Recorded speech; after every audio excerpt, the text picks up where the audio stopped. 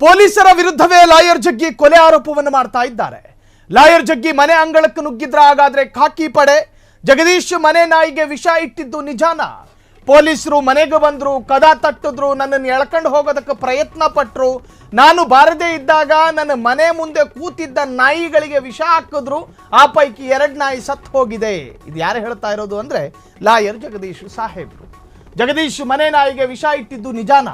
2 ನಾಯಿ ಸತ್ತು ಹೋಗಿದೆ ಎಂಬ ಜಗ್ಗಿ ಆರೋಪ ನಿಜಕ್ಕೂ ಕೂಡ ಪೊಲೀಸರನ್ನೇ ಕಟಕಟೆಗೆ ನಿಲ್ಲಿಸ್ತಾ ಇದೆ. ಪೊಲೀಸರು ನಮ್ಮ ನಾಯಿಗೆ ವಿಷ ಇಟ್ಟು ಕೊಂದಿದ್ದಾರೆ. ಘನ ಗಂಭೀರ ಗುರುತರ ಆರೋಪ ಇದು. ನಾನು ಸುಮ್ಮನೆ ಬಿಡೋದಿಲ್ಲ, ನಾನು ಹೆದರೋ ಮಗನೇ ಅಲ್ಲ. ನನ್ನ ಮನೆಯ ನಾಯಿ ಯಾವ ಪಾಪದ ಕೆಲಸ ಮಾಡಿದೆ? ಪಾಪ ನಾನು ಕೊಡೋದನ್ನ ತಿನ್ನುತ್ತೆ, ನಾನು ಬರಬೇಕಾದ್ರೆ ಬಾಲ ಅಲ್ಲಾಡಿಸುತ್ತೆ. ನನ್ನ ಮನೆಗೆ ನುಗ್ಗಿ ನನ್ನ ನಾಯಿಗೆ ವಿಷ ಹಾಕಿದ್ದು ತಪ್ಪಲ್ವೇ? ಅದು ಅಕ್ಷಮ್ಯ ಅಕ್ಷಮ್ಯ ಅಕ್ಷಮ್ಯ ಅಪರಾಧ. ಇದು ಹೇಳ್ತಾ ಇರೋ ಜಗ್ಗಿನೇ. ಮನೆಗೆ ಬಂದಂತಹ ಪೊಲೀಸರು ನನ್ನ ನಾಯಿಗೆ ವಿಷ ಹಾಕಿದ್ದಾರೆ ಅನ್ನುವಂತಹ ಆರೋಪ. ಇದಕ್ಕೆ ಸಂಬಂಧಪಟ್ಟ ಹಾಗೆ ಜಗ್ಗಿ ಆರೋಪ ಮಾಡ್ತಾ ಇದ್ದಾರೆ ಪೊಲೀಸರು. ನಾವು ಬೆಳಗಿನ ಬುಲೆಟಿನಲ್ಲಿ ವಿಸ್ತೃತವಾಗಿ ಹೇಳಿದ್ವಿ. ಪೊಲೀಸರು ಕೂಡ ಇದನ್ನು ನಖಶಿಕಾಂತವಾಗಿ ತಳ್ಳ ಹಾಕ್ತಾ ಇದ್ದಾರೆ. ಅವರು ಮನೆ ಅಂಗಳದಲ್ಲೂ 4 ನಾಯಿಗಳಿರ್ತವೆ. ಪಾಪ ಅತ್ಯಂತ ಲಾಲಿತ್ಯದಿಂದ ಸಾಕ್ತಾ ಇದ್ರು ಜಗದೀಶ್ ಅವರು. ಅವ್ರ ಮನೆಗೆ ಹೋದಾಗಲೆಲ್ಲ ಅವ್ರ ಬಗ್ಗೆ ಹೇಳೋದಕ್ಕಿಂತ ಹೆಚ್ಚಾಗಿ ನಾಯಿಗಳ ಬಗ್ಗೆನೇ ನನ್ನ ಜೊತೆ ಸಾಕಷ್ಟು ಮಾತುಕತೆಯನ್ನು ಕೂಡ ನಡೆಸಿದ್ರು. ಅಂತಹ ನಾಯಿಗಳ ಪೈಕಿ 2 ನಾಯಿ ಸತ್ತು ಹೋಗಿದೆ. ಪೊಲೀಸರು ವಿಷ ಹಾಕಿದ್ದಾರೆ. ಮನೆಯ ಕಾಂಪೌಂಡ್ ಒಳಗೆ ಕೂತ್ಕೊಂಡಿರುತ್ತೆ ಆ ನಾಯಿ. ಜಗದೀಶ್ ಅವರು ಅದನ್ನು ವ್ಯಾಖ್ಯಾನಿಸೋ ರೀತಿ ಹೆಂಗಿತ್ತು ಅಂತ ಹೇಳಿದ್ರೆ, ನಿನ್ನೆ ಪೊಲೀಸರು ಮನೆಗೆ ಬರ್ತಾರೆ. ಯಾವುದೋ ಒಂದು ನನ್ನ ವಿರುದ್ಧದ ಅಂತ ಹೇಳಿದ್ರೆ ಜಗದೀಶ್ ವಿರುದ್ಧದ ಆರೋಪಗಳಿತ್ತು ಒಂದಷ್ಟು. ಒಂದು ಯಲಹಂಕದ ಶಾಸಕರ ಬಗ್ಗೆ ಮಾತನಾಡಿದ್ದು ಮತ್ತು ಹೆಣಹೂತ ಪ್ರಕರಣ, ಧರ್ಮಸ್ಥಳದ ಹೆಣಹೂತ ಪ್ರಕರಣದ ಬಗ್ಗೆ ಮಾತನಾಡಿದ್ದು.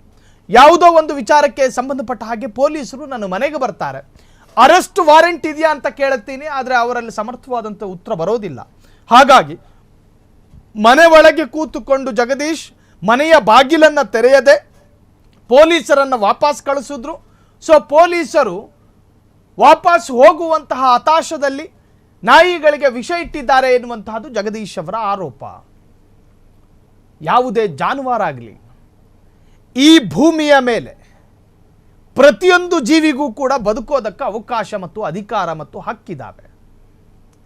ಯಾವ ಜೀವಿಯನ್ನು ಕೊಲ್ಲೋದಕ್ಕೂ ಕೂಡ ಯಾವ ವ್ಯಕ್ತಿಗೂ ಅಧಿಕಾರ ಇಲ್ಲ. ನೀವು ಖಾಕಿ ತೊಟ್ಟಿರೋ ಪೊಲೀಸರಾದ್ರೇನು, ನೀವು ಖಾವಿ ತೊಟ್ಟಿರುವಂತಹ ಸ್ವಾಮೀಜಿಗಳಾದ್ರೇನು, ಯಾರಿಗೂ ಕೂಡ ನಾಯಿಗಳನ್ನು ಕೊಲ್ಲುವಂಥ ಅವಕಾಶ ಇಲ್ಲ, ಅಧಿಕಾರ ಇಲ್ಲ. ಆ ಮೂಕ ಪ್ರಾಣಿಗಳು ಏನು ಮಾಡ್ತವೆ?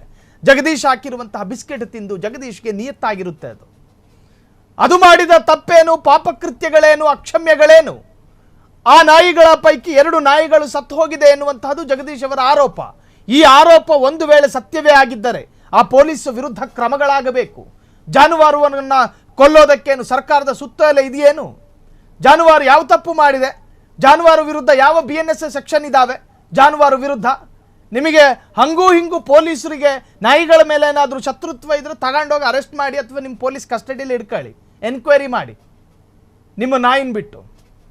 ಅದು ಬಿಟ್ಟು ವಿಷ ಹಾಕುವಂತಹ ಸಣ್ಣತನಕ್ಕೆ ನೀವು ಯಾಕೆ ಹೋಗ್ತೀರಿ? ಇದು ಆ ಜಗ್ಗಿ ಆರೋಪ ಸತ್ಯವಾಗಿದ್ದರೆ ನಾನು ಹೇಳ್ತಾ ಇರೋದು. ಇನ್ನೂ ಕೂಡ ಆರೋಪಗಳಲ್ಲೇ ಉಳ್ಕೊಂಡಿದ್ದಾವೆ ಹೊರತಾಗಿ ಇದು ಒಂದು ಕ್ಲಾರಿಟಿ ಇಲ್ಲ. 2 ನಾಯಿ ಸತ್ತು ಹೋಗಿದೆ ಎಂಬ ಜಗ್ಗಿ ಆರೋಪ. ಪೊಲೀಸರು ನಮ್ಮ ನಾಯಿಗೆ ವಿಷ ಇಟ್ಟು ಕೊಂದಿದ್ದಾರೆ. ನಾನು ಸುಮ್ಮನೆ ಬಿಡೋ ಮಗನೇ ಅಲ್ಲ, ನಾನು ಹೆದರೋ ಮಗನೇ ಅಲ್ಲ. ನನ್ನ ಮನೆಯ ನಾಯಿ ಯಾವ ಪಾಪದ ಕೆಲಸ ಮಾಡಿದೆ? ನನ್ನ ಮನೆಗೆ ನುಗ್ಗಿ ನನ್ನ ನಾಯಿಗೆ ವಿಷ ಹಾಕಿದ್ದು ತಪ್ಪು. ಮನೆಗೆ ಬಂದ ಪೊಲೀಸರ ವಿರುದ್ಧ ಲಾಯರ್ ಜಗ್ಗಿ ಆರೋಪವನ್ನು ಮಾಡ್ತಿದ್ದಾರೆ. ಪೊಲೀಸರ ವಿರುದ್ಧ ದೂರು ಕೊಡ್ತಾರಾ ಲಾಯರ್ ಜಗದೀಶ್?